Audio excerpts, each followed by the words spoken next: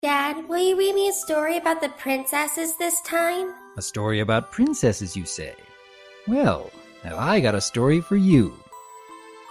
Our story picks up after the defeat of Nightmare Moon, a fight where both sides took a massive loss. And even though she was forced to exile her own sister, Princess Celestia knew she did the right thing every time she moved the moon across the sky. But on the other hoof, her newfound loneliness slowly ate away at her emotions. Within months, Princess Celestia's private school for gifted unicorns was founded.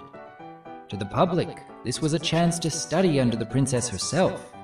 To the princess, this was a chance to find an apprentice, a pony she didn't have to treat as a subordinate. Several flourished in her school. Many became dropouts, or worse. Many times throughout the centuries, even Princess Celestia's star pupils had to move on. And once again, loneliness echoed throughout the palace halls. She needed a more consistent solution. She needed an heir. Raising the foal as her own was not an option. If her enemies knew about the foal, she would be putting it in harm's way. There was only one thing to do. And to this day, the child of Princess Celestia walks among us in plain sight. A pony here in Canterlot is disguised as a unicorn waiting to be coronated when the time is right.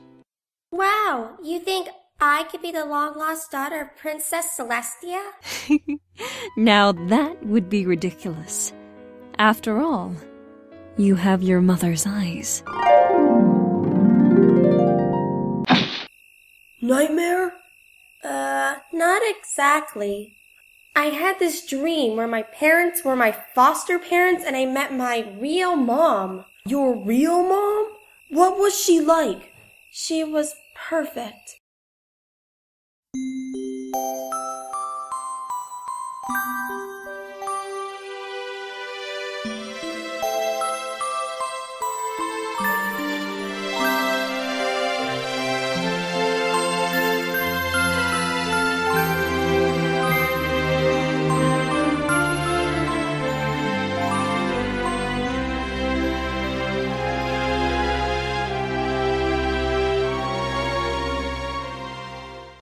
I must say, this comic certainly adds some interesting possibilities for headcanons. So much so that both Rarity Fangirl and I wanted to add some of our own opinions on the subject.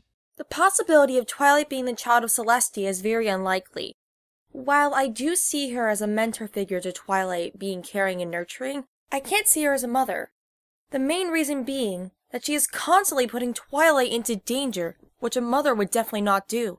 While Twilight always wins in the end, it's still not worth the risk, especially to a mother.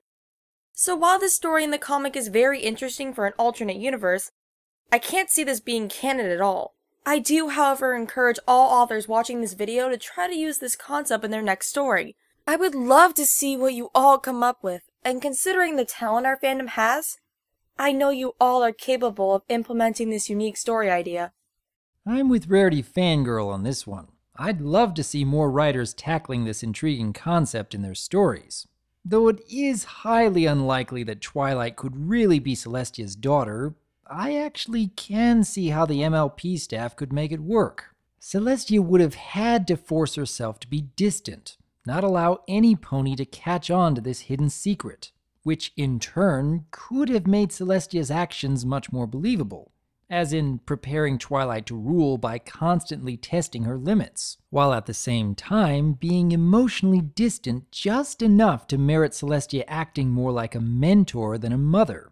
In fact, I think that adding this sort of flaw to Celestia's character could make for some very deep character development, where she has to admit to Twilight that she had been withholding this information after all this time, and even trying to justify each of her actions in turn. Now there's something that would cause Twilight to step back and question nearly every aspect of her life up to that point.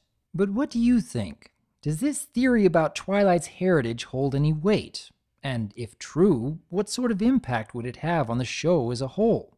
We would like to hear your thoughts on these ideas, and here's looking forward to the next MLP comic that can present some interesting new headcanons. I am Dr. Wolf, and I look forward to hearing from you.